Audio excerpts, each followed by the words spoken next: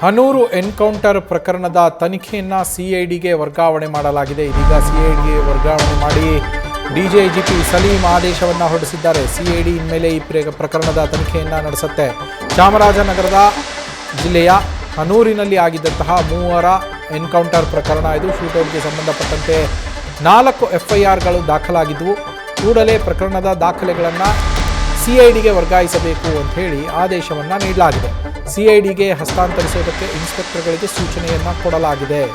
ಈ ಪ್ರಕರಣಕ್ಕೆ ಸಂಬಂಧಪಟ್ಟಂತೆ 3 ಇನ್ಸ್ಪೆಕ್ಟರ್ಗಳು ಕೂಡಲೇ ಪ್ರಕರಣದ ದಾಖಲೆಗಳನ್ನು ಸಿಐಡಿಗೆ ವರ್ಗಾವಣೆ ಮಾಡಿ ಅಂತ ಹೇಳಿ ಡಿಜಿಪಿ ಸಲೀಂ ಅವರು ಆದೇಶವನ್ನು ಹೊರಡಿಸಿರುವಂಥದ್ದು.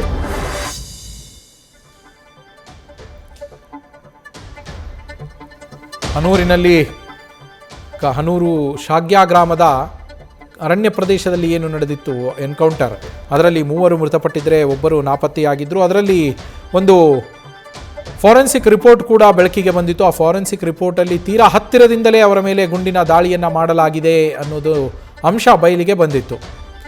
ನಮ್ಮ ಪ್ರತಿನಿಧಿ ಶಿವಕುಮಾರ್ ಫೋನ್ ಸಂಪರ್ಕದಲ್ಲಿದ್ದಾರೆ. ಶಿವಕುಮಾರ್, ಈ ಎನ್ಕೌಂಟರ್ ಪ್ರಕರಣವನ್ನು ಇದೀಗ ಸಿಐಡಿಗೆ ವರ್ಗಾವಣೆ ಮಾಡಿ ಡಿಜಿಪಿ ಅವರು ಆದೇಶವನ್ನು ಮಾಡಿದ್ದಾರೆ. ಇದು ಅರಣ್ಯ ಇಲಾಖೆಯ ಅಧಿಕಾರಿಗಳ ವಿರುದ್ಧ ಏನು ಸಾಕಷ್ಟು ಪ್ರಶ್ನೆಗಳು ಮೂಡಿದ್ವು, ಹಲವು ಅನುಮಾನಗಳು ಮೂಡಿದ್ವು, ಅದರ ಬಗ್ಗೆ ಯಾವ ರೀತಿಯಲ್ಲಿ ತನಿಖೆಯನ್ನು ಕೈಗೊಳ್ತಾರೆ, ಹಾಗೆ ಅರಣ್ಯಾಧಿಕಾರಿಗಳಿಗೆ ಈ ಪ್ರಕರಣದಲ್ಲಿ ಭಾಗಿಯಾದಂತಹ ಅಧಿಕಾರಿಗಳಿಗೆ ಎಷ್ಟರ ಮಟ್ಟಿಗೆ ಇದು ಸಂಕಷ್ಟವನ್ನು ತಂದೊಡ್ಡುವ ಸಾಧ್ಯತೆ ಇದೆ ಶಿವಕುಮಾರ್?